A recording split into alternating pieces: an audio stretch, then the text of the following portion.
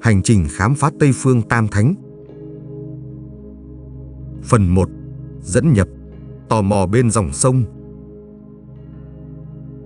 Dưới ánh trăng bàng bạc bên dòng sông Hương ở Huế, Minh, một nhà báo 28 tuổi, ngồi trầm ngâm trên băng ghế gỗ cũ kỹ.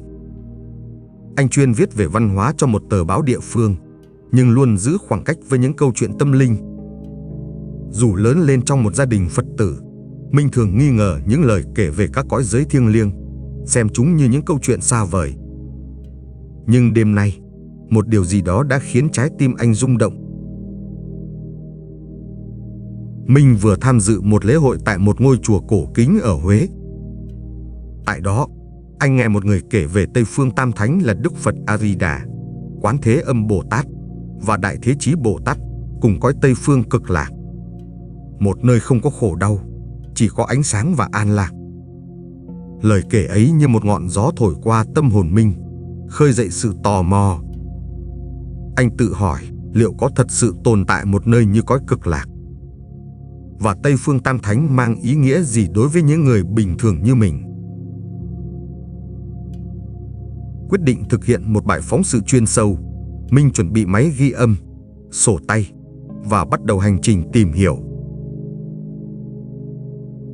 Điểm dừng chân đầu tiên của anh là một ngôi chùa nhỏ ở ngoại ô Huế, nơi các Phật tử thường tụ họp để niệm Phật. Dưới bóng cây bồ đề, Minh gặp một vị sư già, người có đôi mắt hiền từ và giọng nói trầm ấm như tiếng chuông chùa. Minh cúi đầu chào, rồi bắt đầu cuộc phỏng vấn. Anh nói: "Thưa thầy, con muốn tìm hiểu về Tây Phương Tam Thánh.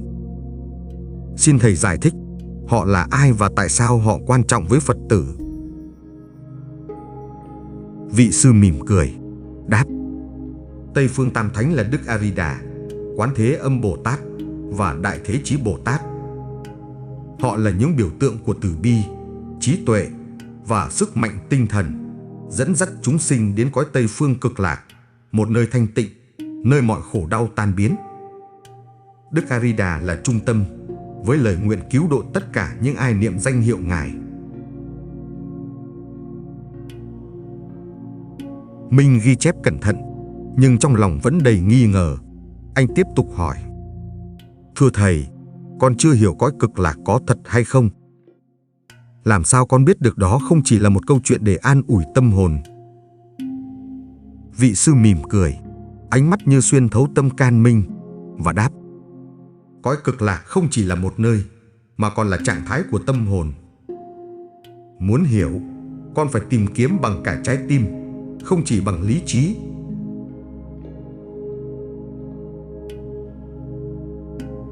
Vị sư gợi ý Minh đến một nhóm niệm Phật ở làng bên, nơi anh có thể chứng kiến cách niềm tin thay đổi cuộc sống. Minh cúi đầu cảm tạ, rời chùa, mang theo câu hỏi liệu một lời niệm Phật có thể mang lại điều gì đặc biệt cho cuộc đời. Phần 2. Đức A Di Đà, ánh sáng từ bi. Minh đến một ngôi am nhỏ ở làng quê, nơi không khí tràn ngập tiếng niệm Nam Mô A Di Đà Phật. Những người dân làng, từ trẻ nhỏ đến người già, ngồi thành vòng tròn, tay lần tràng hạt, khuôn mặt rạng rỡ sự bình an. Minh gặp một người phụ nữ lớn tuổi, người dẫn đầu nhóm niệm. Bà mời anh ngồi cùng, và Minh cảm nhận được sự tĩnh lặng kỳ lạ, như thể mọi lo âu của anh tạm thời tan biến trong tiếng niệm đều đặn. Minh cúi đầu chào và hỏi: "Thưa bà, con muốn tìm hiểu về Đức A Di Đà. Vì sao mọi người niệm danh hiệu Ngài?" Người phụ nữ đáp, giọng ấm áp: "Đức A Di Đà là vị Phật của ánh sáng vô lượng và từ bi vô hạn." Minh tò mò, tiếp tục hỏi: "Thưa bà, con không hiểu, chỉ niệm danh hiệu Ngài thì làm được gì? Có gì đặc biệt trong việc đó?" Người phụ nữ mỉm cười, kể về một người trong làng từng mất con trai trong một vụ tai nạn. Nhờ niệm Phật, người ấy tìm thấy bình an và bắt đầu giúp đỡ người khác. Mỗi câu niệm là một hạt giống gieo cho cõi Cực Lạc ngay trong hiện tại. Minh thử tham gia niệm Phật, dù ban đầu cảm thấy ngượng ngùng. Anh nhận thấy tâm trí mình dần lắng lại, như thể một luồng gió mát lành thổi qua. Người phụ nữ tặng anh một cuốn kinh nhỏ, nói: Đây là kinh A-di-đà, con hãy đọc nó và cõi cực lạc sẽ hiện ra trong tâm con. Tối đó, mình ngồi dưới ánh đèn dầu, đọc kinh A-di-đà.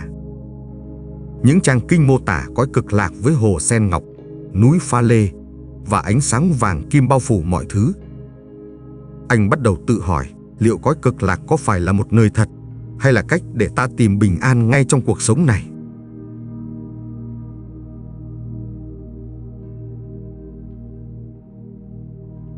Phần 3. Quán Thế Âm, lòng từ bi cứu độ. Hành trình tiếp tục đưa Minh đến một ngôi chùa lớn bên sông Hương, nơi một nhóm Phật tử tích cực làm từ thiện. Anh gặp một người phụ nữ trung niên, người thường tổ chức các chuyến phát quà cho người nghèo. Minh cúi đầu chào và hỏi: Thưa cô, con muốn tìm hiểu về Quán Thế Âm Bồ Tát. Cô có thể chia sẻ về vị Bồ Tát này không? Người phụ nữ đáp, giọng dịu dàng: Quán Thế Âm là vị Bồ Tát của lòng từ bi, luôn lắng nghe tiếng kêu cứu của chúng sinh. Bà xuất hiện dưới nhiều hình dạng: một người mẹ, một người bạn để cứu giúp những ai đau khổ. Trong Tây Phương Tam Thánh, bà đứng bên trái Đức A-di-đà, cầm bình cam lồ để tưới mát nỗi đau của thế gian. Minh tham gia một chuyến đi phát quà cho trẻ mồ côi ở làng lân cận. Tại đó, anh gặp một bé gái nhỏ, khuôn mặt buồn bã vì mất gia đình. Khi người phụ nữ ôm cô bé và tặng một chiếc áo mới, Minh thấy ánh mắt đứa trẻ sáng lên, như thể một tia hy vọng vừa được thắp. Anh hỏi: Thưa cô, con không hiểu làm sao Quán Thế Âm có thể giúp được tất cả mọi người. Thế giới này có quá nhiều khổ đau. Người phụ nữ đáp: Quán Thế Âm không chỉ ở cõi cực lạc, bà là lòng từ bi trong mỗi chúng ta. Khi con giúp người khác, dù chỉ là một hành động nhỏ, con đã mang Quán Thế Âm đến với họ. Minh bắt đầu hiểu rằng từ bi không cần phải to lớn, mà có thể là những việc làm giản dị, như một cái ôm hay một món quà nhỏ. Người phụ nữ tặng Minh một bức tượng nhỏ của Quán Thế Âm, nói: Con hãy giữ nó, để nhớ rằng từ bi luôn ở trong trái tim con. Minh cầm bức tượng, cảm thấy một sự kết nối kỳ lạ, như thể anh đang chạm vào điều gì thiêng liêng.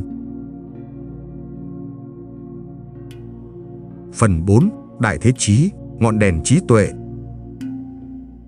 Minh tiếp tục hành trình đến một thiền viện trên cao nguyên, nơi không khí trong lành và tĩnh lặng.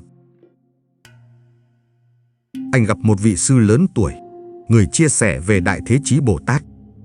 Minh cúi đầu chào và hỏi: Thưa thầy, con muốn tìm hiểu về Đại Thế Chí Bồ Tát. Ngài có ý nghĩa gì trong Tây Phương Tam Thánh? Vị sư đáp: Đại Thế Chí là biểu tượng của trí tuệ và sức mạnh tinh thần. Ngài đứng bên phải Đức A-di-đà, cầm hoa sen xanh, giúp chúng sinh vượt qua vô minh. Trí tuệ của Ngài là ngọn đèn soi sáng tâm hồn. Mình hỏi tiếp: Thưa thầy, con không hiểu trí tuệ là gì. Con luôn nghĩ mình cần lý trí để hiểu mọi thứ, nhưng càng tìm hiểu, con càng thấy bối rối. Vị sư mỉm cười, giải thích: Trí tuệ không chỉ là kiến thức, nó là sự hiểu biết về bản chất vô thường, khổ đau và vô ngã của cuộc đời. Đại Thế Chí dạy chúng ta niệm Phật để định tâm, như ngọn đèn xua tan bóng tối. Vị sư hướng dẫn Minh thực hành thiền niệm Phật, tập trung vào câu Nam Mô A Di Đà Phật. Minh ngồi trong thiền đường, dưới ánh sáng mờ ảo, cảm thấy tâm trí mình dần lắng lại. Những nghi ngờ, lo âu như tan biến, nhường chỗ cho một sự bình an sâu lắng.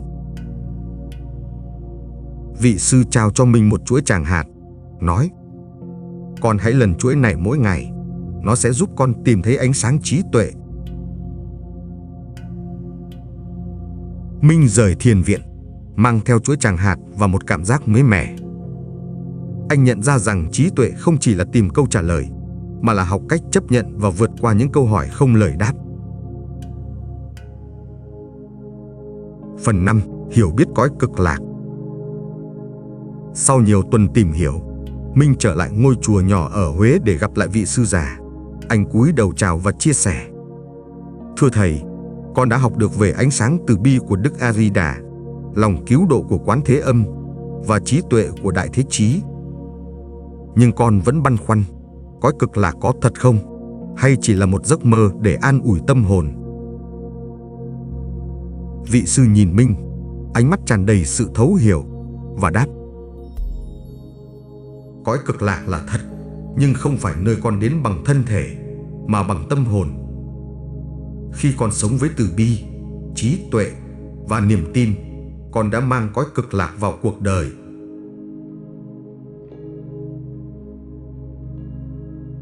Vị sư kể về một người trong làng từng mất đi người thân yêu, nhưng nhờ niệm Phật, họ tìm thấy bình an và bắt đầu giúp đỡ người khác. Minh lắng nghe, nhận ra rằng cõi cực lạc không chỉ là một đích đến sau khi chết, mà là trạng thái tâm hồn có thể đạt được ngay hiện tại.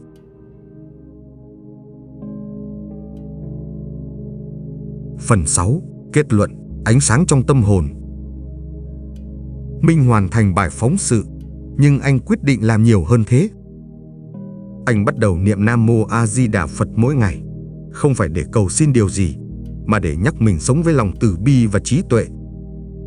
Anh tham gia các hoạt động từ thiện, giúp đỡ trẻ em nghèo và chia sẻ câu chuyện về Tây Phương Tam Thánh với bạn bè. Minh giữ bức tượng Quán Thế Âm, chuỗi tràng hạt và cuốn kinh A Di Đà trên bàn làm việc như những biểu tượng của hành trình. Câu chuyện của Minh là lời nhắc nhở rằng Tây Phương Tam Thánh không chỉ là những hình tượng thiêng liêng, mà là nguồn cảm hứng để sống tốt hơn. Qua từ bi của Quán Thế Âm, trí tuệ của Đại Thế Chí và ánh sáng vô lượng của Đức A Di Đà, mỗi người đều có thể gieo mầm cõi cực lạc ngay trong cuộc sống hiện tại. Hành trình của Minh không kết thúc ở bài phóng sự, mà mở ra một con đường mới. Con đường của niềm tin, lòng từ bi và sự an lạc trong tâm hồn. Nam Mô Tây Phương Cực Lạc Thế Giới Tam Thập Lục Vạn Ức, Nhất Thập Nhất Vạn, Cửu Thiên Ngũ Bá, đồng danh đồng hiệu, Đại Từ Đại Bi Phổ Độ Chúng Sanh A Di Đà Phật.